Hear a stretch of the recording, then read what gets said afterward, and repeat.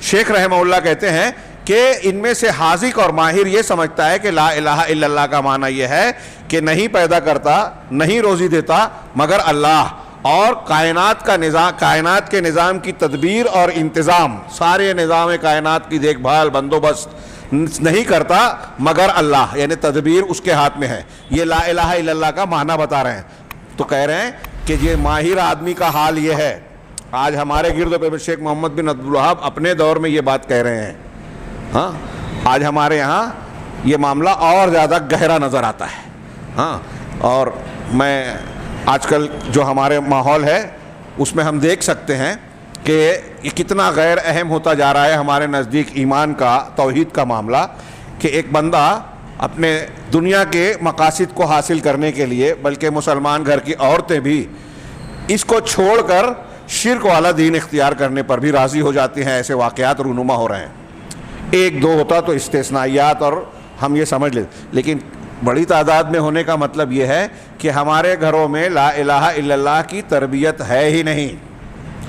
ایک بڑی تعداد ان دروس کو غیر اہم سمجھتی ہے، لیکن انہیں یہ بتایا جائے کہ ان دروس کو نہ پڑھنے کی وجہ سے ہی ان کے گھر میں اور ہمارے سماج میں یہ نوبت آئی ہوئی ہے کہ اس کی قیمت کو لوگ سمجھ نہیں رہے ہیں۔ ہمارے واقعہ پڑھتے ہیں ہم کیا کہانی کے طور پہ کہ آل یاسر سے مکہ کا ابو جہل اور سارے لوگ مل کے کوڑے مار رہے ہیں، ہاں برچھے مار رہے ہیں، اور کہہ رہے ہیں کہ ہمارے دین کی طرف آؤ، لا الہ الا اللہ کو کا انکار کر دو۔ انہوں نے جان دے دی، لا الہ الا اللہ نہیں چھوڑا، اور ہمارے یہاں قدم قدم پہ لوگ اس کو چھوڑ رہے ہیں، جانتے ہی نہیں اس کی قیمت، اہمیت، افادیت، ضرورت۔ اس کے بغیر نجات نہیں، اس کے بغیر زندگی کا کوئی مطلب نہیں۔ انسان اپنے مقصد حیات میں ناکام ہے اگر اس کی ضد اختیار کر لی، یعنی شرک کو۔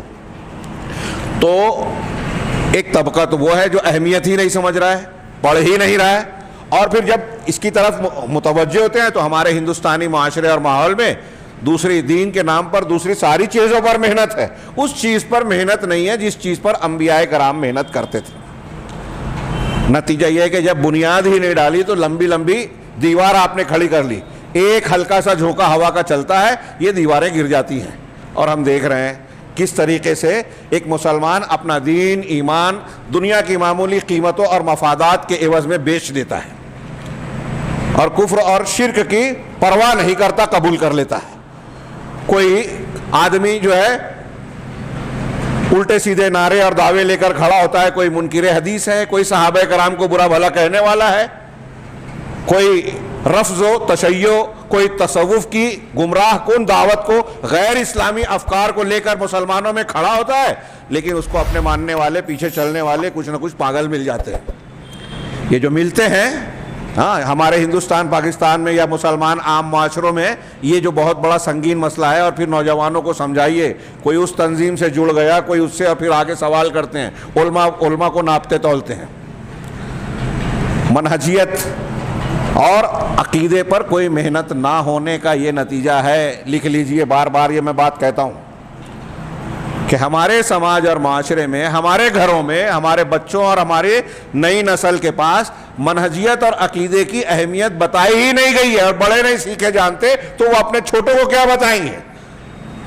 برتن سے وہی ٹپکتا ہے جو برتن میں ہوتا ہے۔ کل اناء یترشح بما فی، عربی کا مقولہ ہے۔ جب ہمارے برتن میں خود ایمان نہیں ہے، توحید اور اس کی اہمیت نہیں ہے، ہم نے یہ دروس پڑھے ہی نہیں، تو ہمارے برتن سے ہمارے بچوں کو کیا ملے گا؟